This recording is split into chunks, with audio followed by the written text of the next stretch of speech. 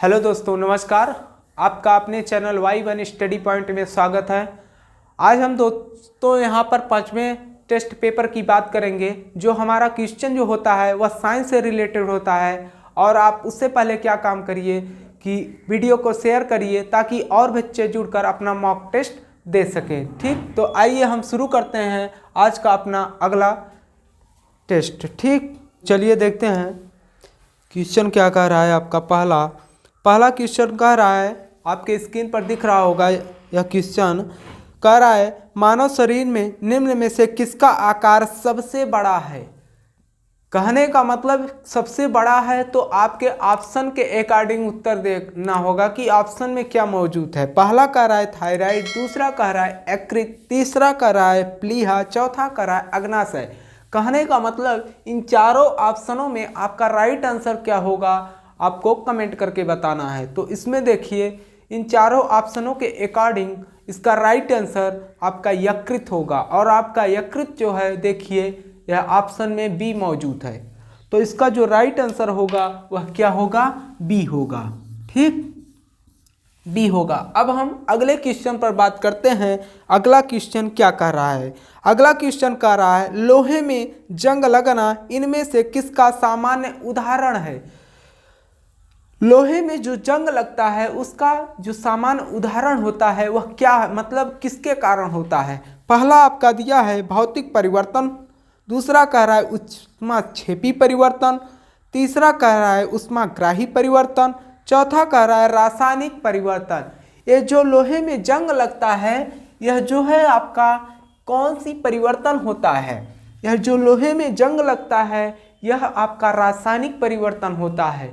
कहने का मतलब है जब वायु के साथ लोहा रिएक्शन करता है तभी जाकर क्या होता है, जंग लगता है। और वायु के साथ रिएक्शन क्यों करता है, क्योंकि आपको पता है वायु में कुछ वाष्प होते हैं, जल के कण होते हैं और कई पार्टिकल्स होते हैं जो क्या करते हैं, लोहे के साथ रिएक्शन कर जाते हैं। और लोहा उस समय क्या हो जाता है, अगर लोहा मान लीजिए सही है, आपका सपाट स्थिति में मतलब सही है, तो कुछ दिन बाद देखेंगे आप उसमें खुरदुरा। कहने का मतलब उसमें एक लेयर जम जाता है जो कि लोहे को क्या करता है, नुकसान करता है। उसी को क्या कहते हैं, जंग कहते हैं।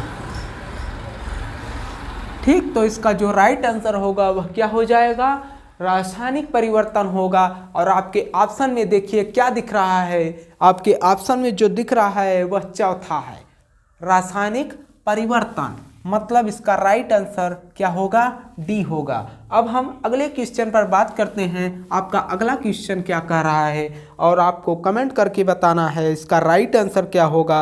कह रहा है, निम्नलिखित में से कौन सा एक भौतिक परिवर्तन है। अभी आपने अगला क्वेश्चन देखा रासायनिक परिवर्तन पर था, अब यही दूसरा क्वेश्चन भौतिक परिवर्तन पर बात कर लिया है। कह रहा है, कौन निम्नलिखित में से कौन सा एक भौतिक परिवर्तन है। पहला कह रहा है अंगूर किण्वन होना, दूसरा कह रहा है फलों का पकना, तीसरा कह रहा है बर्फ का पिघलना, चौथा कह रहा है दूध से दही होना। यहाँ पर देखिए, यह जो अंगूर का किण्वन जो होगा यह रासायनिक परिवर्तन हो जा रहा है। मतलब उसमें कुछ रिएक्शन हो रहा है और क्या वह रासायनिक परिवर्तन होगा। फलों का पकना, जो फल पकते हैं उसमें भी क्या देखिए रासायनिक परिवर्तन होगा। ठीक, कहने का मतलब भौतिक परिवर्तन तभी होगा जब वह जो अवस्था चेंज कर दे। मतलब अगर भौतिक परिवर्तन में कोई वस्तु है तो उसकी अवस्था में चेंजिंग होगा। अगर अवस्था में चेंजिंग हो गया तो वह क्या हो जाएगा, आपका भौतिक परिवर्तन हो जाएगा। तो इसमें आपका जो ऑप्शन दिया है वह क्या होगा, तो इसमें जो आपका ऑप्शन है वह बर्फ का जो पिघलना दिया है वही आपका भौतिक परिवर्तन में आएगा। कहने का मतलब यह देखिए कि आपको पता है 0 सेंटीग्रेड पर बर्फ में भी कन्वर्ट हो जाता है और 0 सेंटीग्रेड के बाद वह जल में भी कन्वर्ट हो जाता है। तो इसका मतलब यह हुआ कि यह जब बर्फ था, बर्फ से पानी में कन्वर्ट हो गया, तो यह ठोस से क्या हो गया, द्रव में, ठोस से द्रव में कन्वर्ट हो गया और क्या हो गया, अवस्था बदल दिया। जब अवस्था बदल दिया तो यह अगले क्वेश्चन पर बात करते हैं। अगला क्वेश्चन क्या कह रहा है?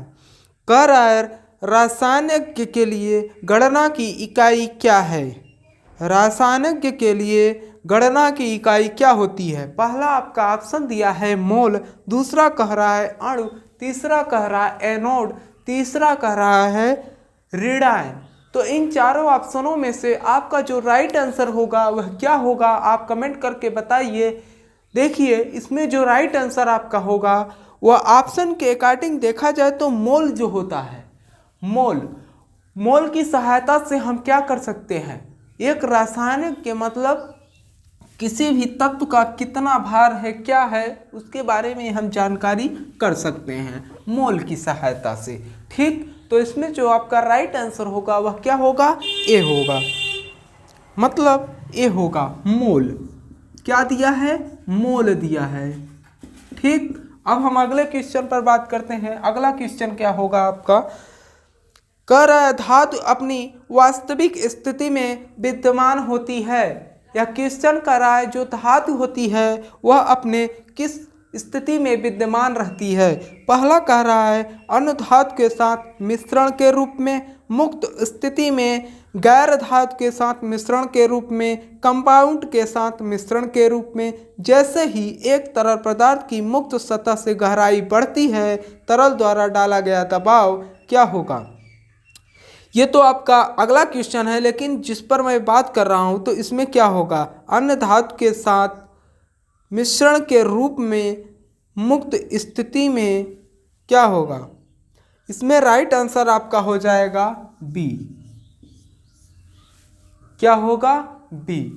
मतलब मुक्त स्थिति में अगर जब क्या होगा, कोई भी धातु होगा तो उसका एक वास्तविक स्थिति होगा।